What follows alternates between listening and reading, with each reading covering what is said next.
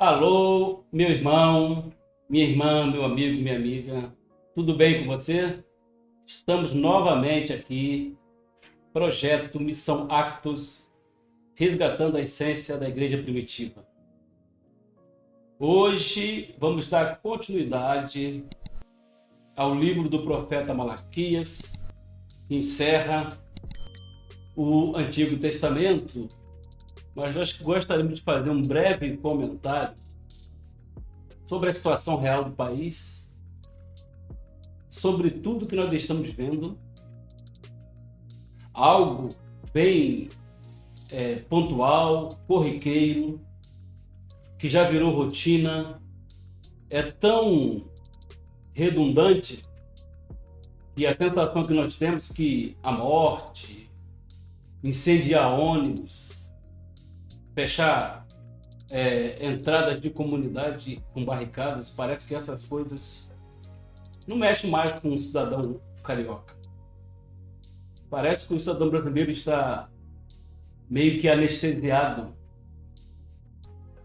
Parece que tomou uma dose alta de morfina e não consegue reagir, meio letárgico. E isso é muito preocupante para aqueles que não conhecem a palavra de Deus, mas para nós que procuramos viver segundo os mandamentos bíblicos, as escrituras sagradas, e muitos hoje se perguntam ou se questionam onde é que Deus está, que vendo tudo isso, que se manifesta, que Deus é esse? Permite as coisas tão ruins, permite que o mal, em parte, prevaleça sobre o bem.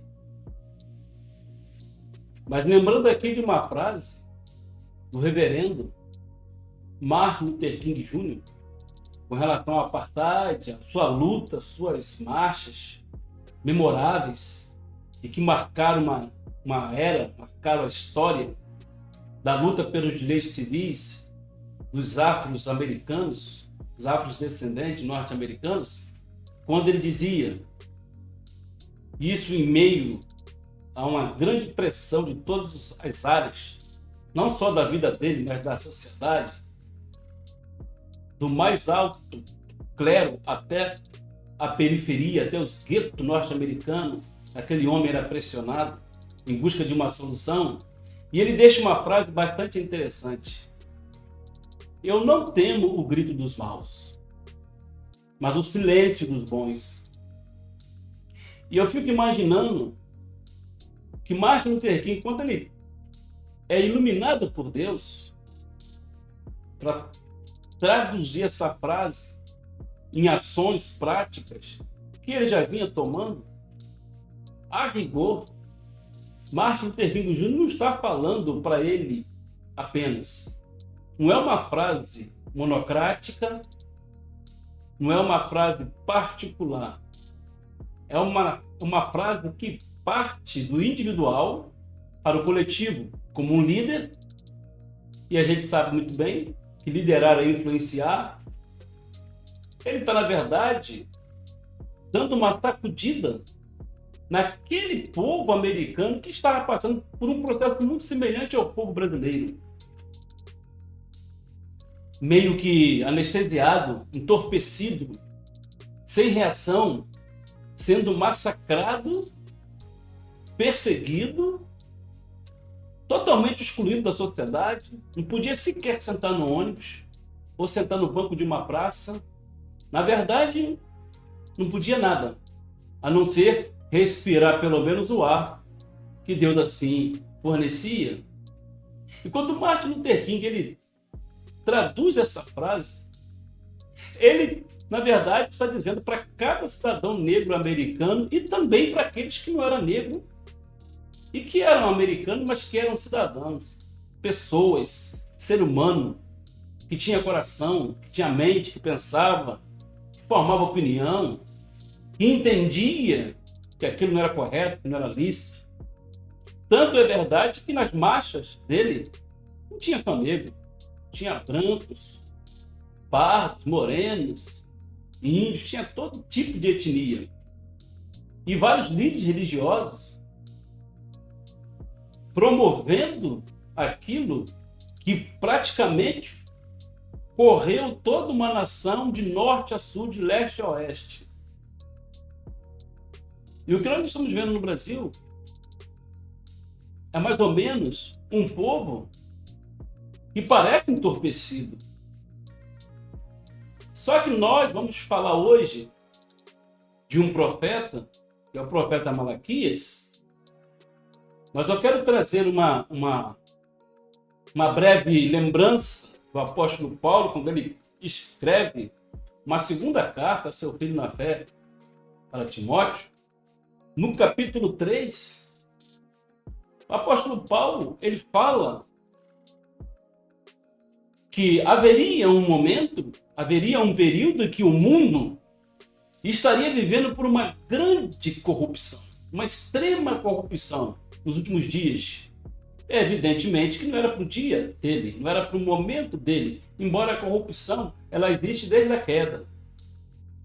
A corrupção ela já tomou a natureza decaída desde Adão. Porque a palavra corrupção é exatamente isso, é uma distorção da realidade. Porque tem o corruptor e tem o corrompido.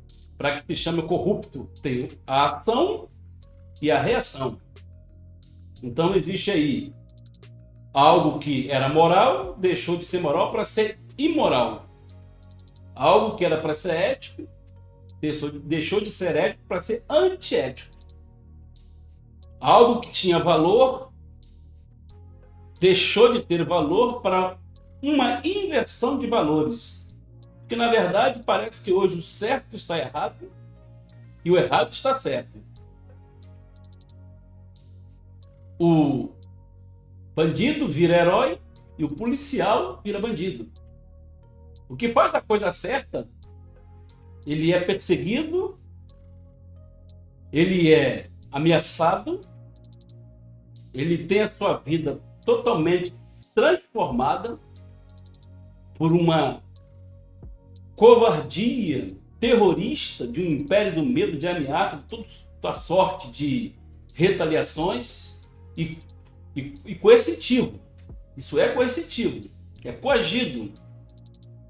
E quando a gente pega o capítulo 3 da segunda carta do apóstolo Paulo para Timóteo, está escrito bem assim, e eu quero compartilhar contigo para que você se encoraje a abrir a sua voz. Seja você encorajado a fazer alguma coisa ético, moral, certo e de valor. Porque é assim que está escrito. Tem como subtítulo o seguinte: extrema corrupção nos últimos tempos.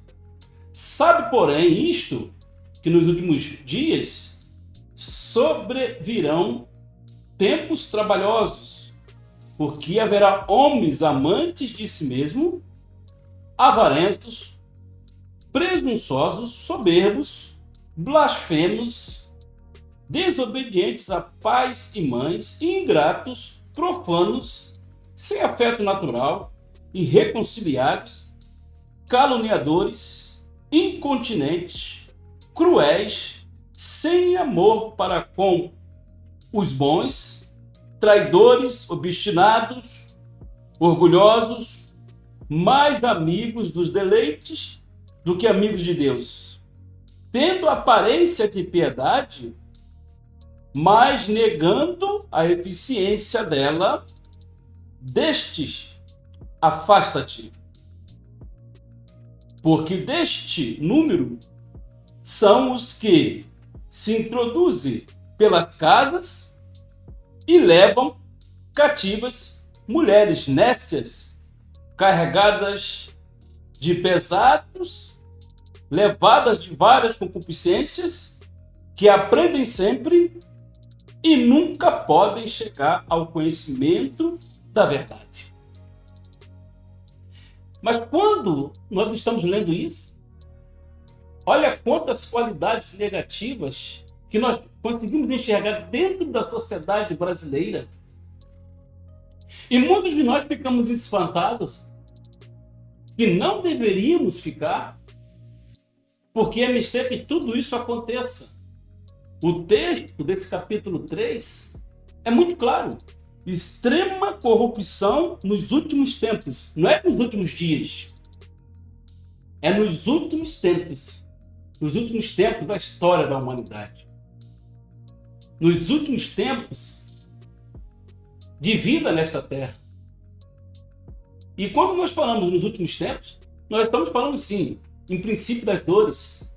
Está lá em Mateus 14, quando Jesus está lá no Sermão do Monte, fazendo o ensino para os seus discípulos, e ele está fazendo uma pregação profética.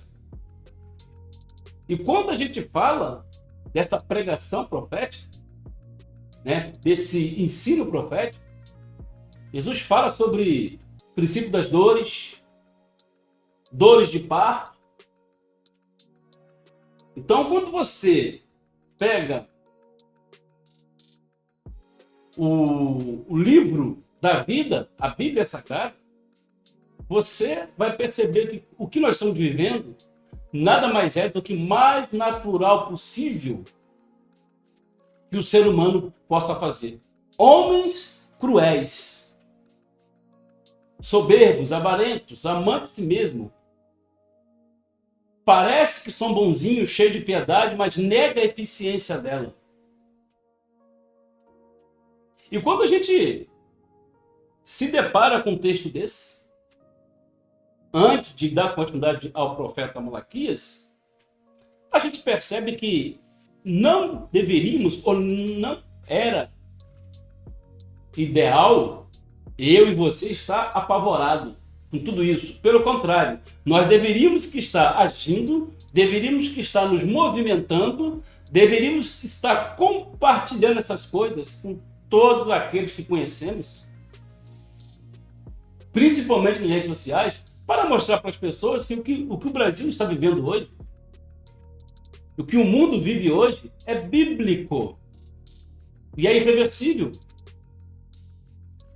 Então, dentro dessa extrema corrupção que nós estamos vivendo, se um cidadão comum vai na padaria comprar pão e o atendente deu um troco a ele maior do que devido, ou errou na contagem do troco, é papel desse indivíduo dizer para o atendente: o senhor me deu um troco a mais, o meu troco é X, o senhor me deu mais Y. Então a corrupção, ela parte da coisa mais simples para a coisa mais complexa, da coisa mais insignificante para a coisa mais volumosa, mais voltosa, porque é uma questão do ser humano. Então precisamos abrir o diálogo no Brasil para começar a dizer exatamente isso. Eu não temo o grito dos maus, mas o silêncio dos bons. E nós estamos aqui para tentar trazer palavras para a gente dar uma sacudida. O brasileiro precisa acordar, sair dessa letargia, sair desse momento entorpecido, parece dopado, anestesiado, não reage. Mas não é pegar num fuzil, não. É começar a olhar para a palavra de Deus e começar a perceber que nada disso que está acontecendo é novidade. Tudo isso está pré-estabelecido pela palavra de Deus e é irreversível. Não existe possibilidade do mundo melhorar. Nós temos que melhorar o nosso espaço particularmente. Eu tenho que melhorar a saúde social e espiritual da minha família, do meu ambiente de trabalho, da minha comunidade, mudar o meio que eu estou vivendo. Por isso nós acreditamos na metanoia, na mudança de mentalidade, na transformação. Então, o mundo pode não ter jeito, o mundo pode estar caminhando para algo irreversível, mas eu posso mudar o meu espaço.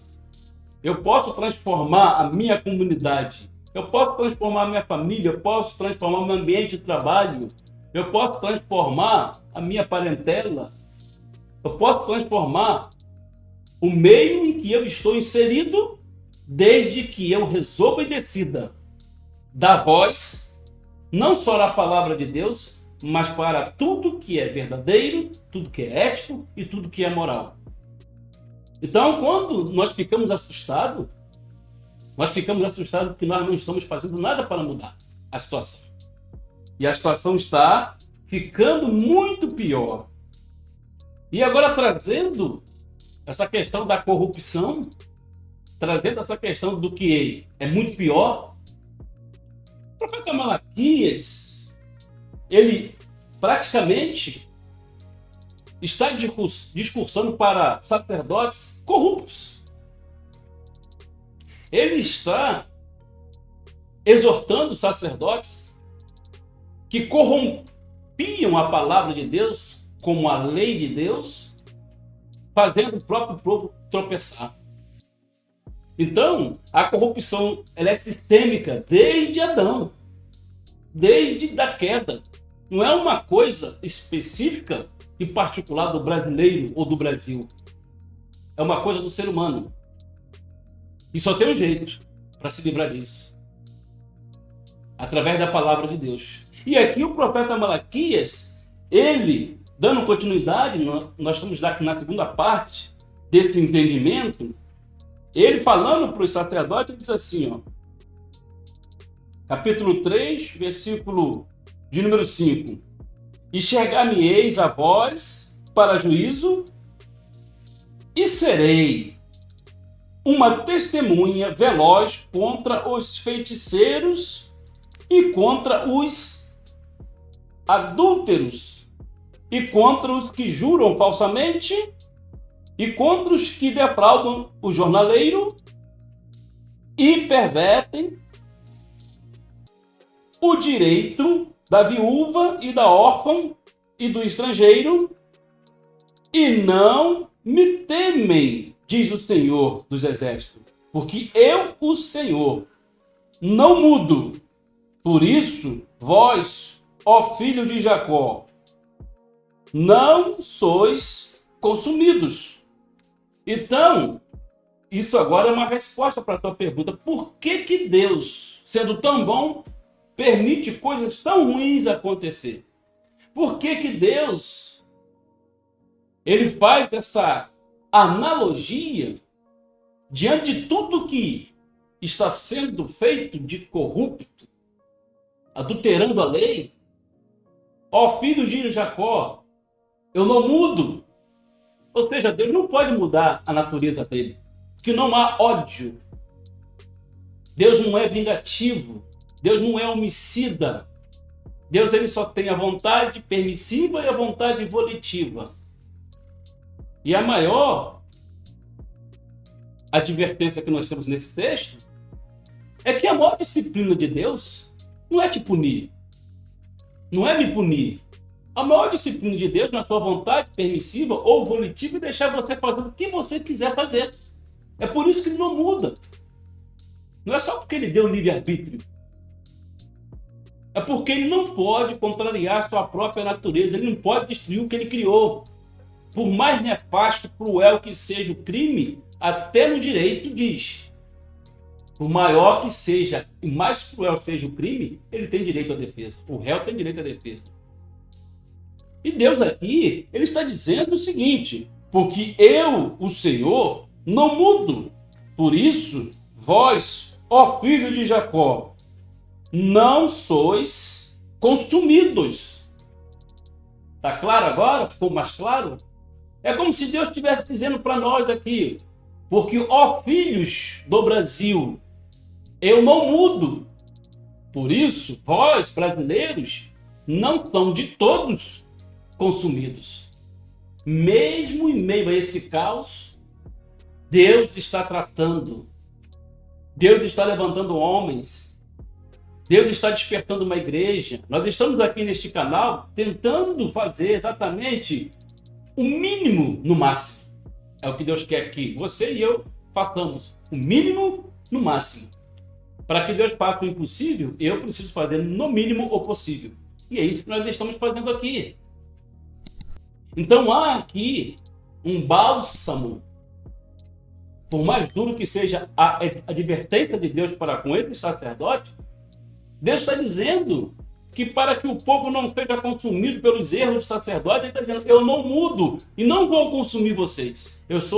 Estou apenas alertando, exortando para que vocês olhem para mim, olhem para a minha palavra, olhem para a minha lei e mudem a realidade de vocês.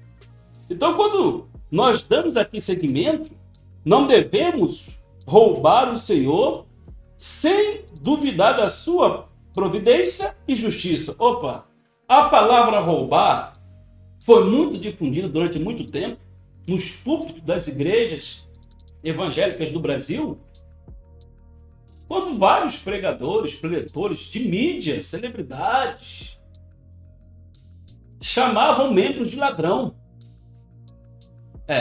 Você que não dava dízimo era ladrão. Você roubava a Deus. Então esse império do medo, essa pregação de feiticeiro que o próprio profeta Malaquias está deixando claro aqui, que os feiticeiros, porque feitiçaria aqui não é especificamente magia negra. Se você adultera a palavra de Deus e prega, distorce a verdade, você é considerado como um feiticeiro. É como aquele que tem ódio. A Bíblia chama aquele que tem ódio como homicida. E Deus começa aqui, através do profeta Malaquias, a descortinar todo aquele movimento sacerdotal de olhar só para o seu umbigo, de ser indiferente às necessidades daquele que estava sob os seus domínios e comandos. Ou seja, havia uma elite. E é natural de que o apóstolo Malaquias aqui está falando sobre uma linhagem sacerdotal déspota. Havia aqui sim um despotismo e um nepotismo. Ou seja, passava de pai para filho. Era o governo concentrado na mão apenas do sacerdote. Não havia uma liderança compartilhada. A renda, ela não era dividida de forma justa. Poucos tinham tudo e a maioria não tinha quase nada. E o pouco que deveria chegar até eles não chegava. Porque olha só o que diz aqui. Desde os dias de vossos pais, vos desviaste dos meus estatutos e não os guardaste. Tornai vós para mim, e eu tornarei para vós, diz o Senhor dos Exércitos. Mas vós dizeis, em que havemos de tomar? Roubará o homem a Deus? Todavia, vós me roubais e dizeis, em que te roubamos? Nos dízimos e nas ofertas alçadas? Com maldição sois amaldiçoados, porque me roubais a mim, vós, toda a nação. Trazei todos os dízimos à casa do tesouro, para que haja mantimento na minha casa. E depois fazei prova de mim, diz o Senhor dos Exércitos. E se eu não vos abrir as janelas do céu e não derramar sobre vós uma bênção tal, que dela vos advenha a maior abastança, e está aqui grifado. E por causa de vós repreenderei o devorador, para que não vos consuma o fruto da terra. E a vide no campo não vos será estéril, diz o Senhor dos Exércitos. E todas as nações vos chamarão bem-aventurados, porque vós sereis uma terra deleitosa, diz o Senhor dos Exércitos. As vossas palavras foram agressivas para mim, diz o Senhor, mas vós dizeis que temos falado contra ti. O que temos nós falado contra ti? Vós dizeis, inútil é servir a Deus, que nos aproveitou termos cuidado em guardar os seus preceitos, em andar de luto diante do Senhor dos Exércitos? Então, é inútil servir a Deus? É inútil? É proveitoso cuidar e guardar dos preceitos? Então, quando a gente pega isso aqui, para quem Deus está se referindo a roubo? O profeta Malaquias está falando aqui para os sacerdotes. Essa narrativa de quem rouba quem é do líder, é da linhagem sacerdotal, que está roubando a Deus. Mas roubando a Deus como? Está defraudando o jornaleiro. Não está atendendo às necessidades da viúva. Os filhos órfãos, que não tinha pai e mãe. Ou seja, o dízimo que chegava era retido pelos sacerdotes, por todos aqueles que estavam ali naquele grupo fechado, e não havia justiça social. Não havia uma distribuição de renda. E quando os sacerdotes, em quem nós podemos te roubar? E Deus está dizendo, nos dízimos, nas ofertas. Mas roubar como? Deus está dizendo, você não está fazendo chegar a quem deveria chegar o que está chegando na sua mão. É como você e eu nos perguntar hoje, por que que esses grandes homens da prosperidade, os grandes marqueteiros, as grandes publicidades de mídia, igrejas que contratam agências de publicidade, os megatemplos faraônicos, gasta-se hoje milhões em construir templos luxuosos para arrecadar. E quando nós vamos ver de forma bem social e equitativa, esses homens estão cada vez mais ricos, alguns deles já milionários, e aqueles que os servem com seus dízimos ou ofertas não prosperam, na grande maioria está no mesmo jeito, e isso provocou o quê? 70% de desviado do evangelho. Porque o pare de sofrer não aconteceu. O carro zero não pôde ser comprado. Morar numa casa na Barra não foi possível. Ter um emprego que paga bem também não. Ser curado de uma doença, nem todos. Na verdade, a maioria. Então essas promessas mirabolantes, essa alteração do que essa palavra diz, porque quando a gente lê Malaquias 3,10, quando diz, trazei todos os dízimos à casa do tesouro para que haja mantimento na minha casa, e depois fazei prova de mim, diz o Senhor dos Exércitos, se eu não vos abrir a janela dos céus e não derramar sobre vós uma bênção tal que dela vos advenha a maior abastança. Ora, no texto anterior, o profeta Malaquias está dizendo para os sacerdotes que eles seriam amaldiçoados. E o profeta Malaquias dizendo que se os sacerdotes seriam amaldiçoados, todo aquele povo também seria atingido por uma seca. Não chove. O fruto não nasce. A videira não dá o seu fruto. Então, uma forma de Deus chegar até esse sacerdote e provar eles, com relação ao que eles faziam, era, com a sua vontade permissiva, provocar o quê? Uma seca, uma estiagem. E quando a gente fala de roubar, fazer aqui uma analogia bem interessante. Você está andando no calçadão de Copacabana.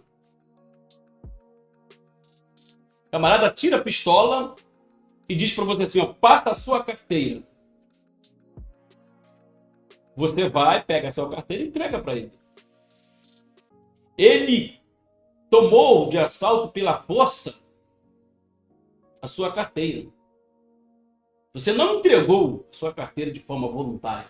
2 Coríntios 9,7 diz que cada um contribua segundo o desejo do seu coração, não com tristeza, mas com alegria. Então, quem toma a força, obrigando a pessoa a fazer, fazendo uso de palavras quase que de terror, passando o medo, palavras de maldição, você não vai ser isso, você não vai ser aquilo, você vai ser amaldiçoado. Ou seja, os púlpitos estavam amaldiçoando quem deveria ser abençoado.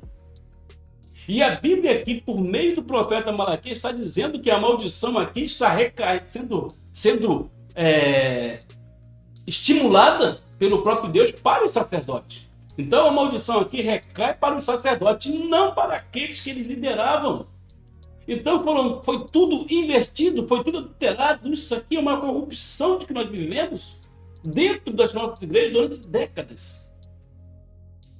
Então a igreja virou um marketing, virou um balcão de negócio, virou uma empresa, virou coach, neurolinguística. Nós deixamos de ter pastores para ter administradores, executivos.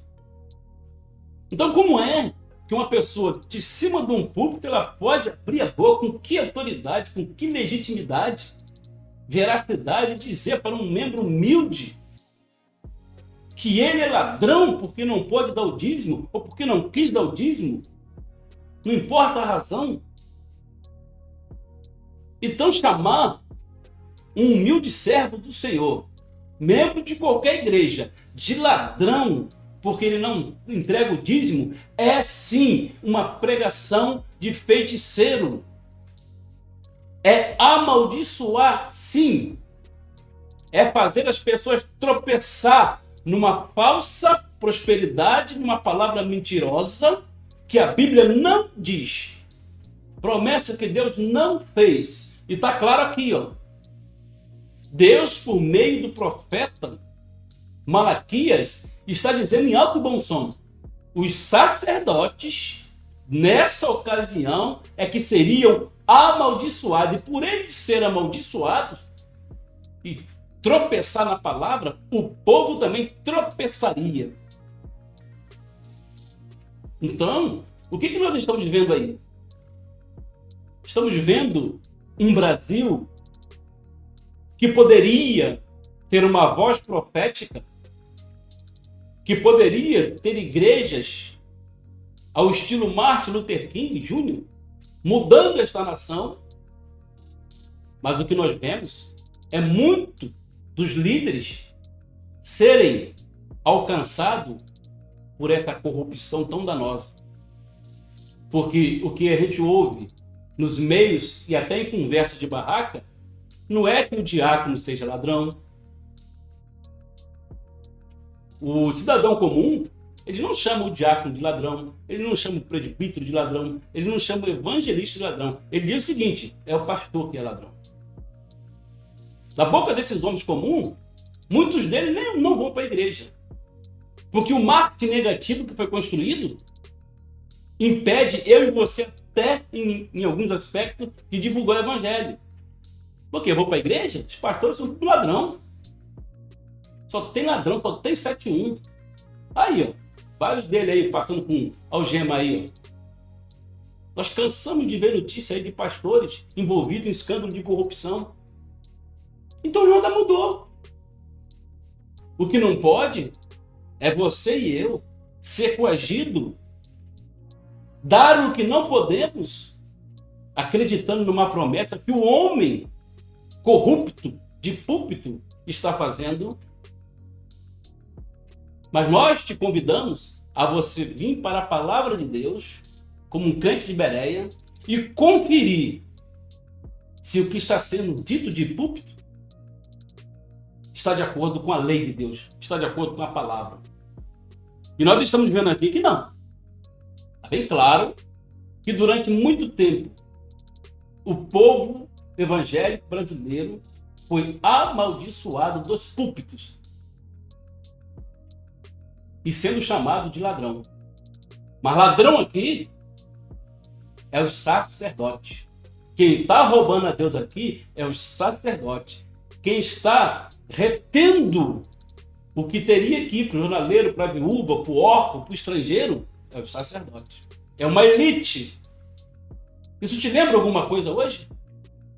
Isso te lembra presidente de convenção decolando da cobertura de um apartamento da Barra da Tijuca e pousando numa convenção? Será que isso te lembra alguma coisa? Enquanto, na verdade, naquela mesma igreja, um membro sequer tem o direito de chegar perto do pastor e falar com ele, porque o pastor virou celebridade. Igreja agora é palanque político. Igreja virou estratégia para voto. Porque o pastor hoje, até o voto de cabresto ele faz. Pega os membros, traz o candidato dele e obriga a igreja a votar naquele candidato dele. E ai do membro se não votar. Perde o cargo, não prega, não ensina, vai para a geladeira, vai para a fornalha, tipo Sadraque, Mesaque e Abednego, perde todas as funções. É assim que funciona. E se você pegar essa palavra que está aqui, levar para o púlpito de uma igreja e pregar, esses tipos de líderes passa por cima de você como um rolo compressor, te expulsa da igreja, porque a igreja agora é dele, não é mais do Senhor. Eles são os donos da igreja. Eles dão tapa na mesa e dizem, aqui quem manda sou eu. É do meu jeito. E se não for do meu jeito, pode ir embora. Nós chegamos ao nível de corrupção dentro do que nós chamamos de verdade bíblica, que nós estamos já caminhando para uma mini reforma protestante. Rever todos esses conceitos, todas essas inversões de valores da moral judaico-cristã que se perdeu ao longo do tempo. E eu vou parar aqui no versículo 10, porque mais para frente nós vamos chegar um pouco mais à frente para a gente fazer uma comparação do entendimento do apóstolo Paulo, a mente mais brilhante depois de Cristo do Novo Testamento, para entender como que o apóstolo Paulo está sintetizando essa fala, essa exortação do profeta Malaquias com relação a esses sacerdotes e o que o apóstolo Paulo vai falar através de suas epístolas para os líderes das igrejas primitivas, das igrejas neotestamentárias e das igrejas após o período interbíblico e após o advento do Messias, após o seu ministério, após a sua morte, crucificação, ressurreição e ascensão. Para que o Espírito Santo assim estivesse hoje na direção da igreja. Então deixa aí o seu like, se inscreva no nosso canal, olha o nosso QR Code, nosso canal não é monetizado, contamos com a sua ajuda, não estipulamos quantia alguma. Temos aí vários livros, né? Vários links do site Amazon, você comprou, estará nos ajudando. Temos nosso site, nosso blog, com vários conteúdos, vários artigos. E fique atento, porque a toda semana você vai estar sendo avisado de um conteúdo novo, de um vídeo novo e de um debate aberto para a gente tratar dessa questão que tantos têm amordaçado os membros de igreja evangélica no Brasil e transformado aqueles que deveriam conduzir a igreja para o reino de Deus, conduzir a igreja para uma saúde moral, ética e até financeira, se alimentam apenas da gordura das ovelhas. Nós vamos falar um pouquinho disso no próximo conteúdo. Ai dos pastores que não apacentam as minhas ovelhas. Ai dos pastores que só se alimentam da gordura das minhas ovelhas. Essa eu vou deixar para o nosso próximo conteúdo. Valeu! Não se esqueça, deixe o seu like, deixe o seu joinha. Você é muito importante para o nosso canal. Projeto Missão Actus, resgatando a essência da igreja primitiva. Valeu!